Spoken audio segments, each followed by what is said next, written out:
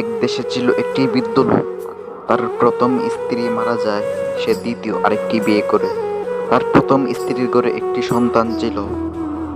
তারপর সে যখন দ্বিতীয় বিয়ে করে, তখন তার সৎ মা তাকে অনেক খারাপ চোখে দেখতো।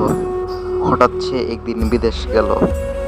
তখন সেই খারাপ ছেলেটা সৎ মার কাছে অনেক ভালো একটি ছেলে হয়ে গেল। তখন সে কাজ করে, অক্লান্ত পরিশ্রম করে সে টাকা পাঠাতো আর মনের সুখে খরচা করতো। হঠাৎ সে একদিন বাড়ি ফিরে আসলো প্রবাস করে। বাড়ি এসে দেখলো ওর খাওয়ার মতো কিছুই নেই, অথচ সৎমার অ্যাকাউন্টে 4-5 লাখ টাকা। তো আমরা যারা এরকম আছি, তারা একটু বুঝে শুনে কাজ করা উচিত। ধন্যবাদ। আজকের গল্প এই পর্যন্তই।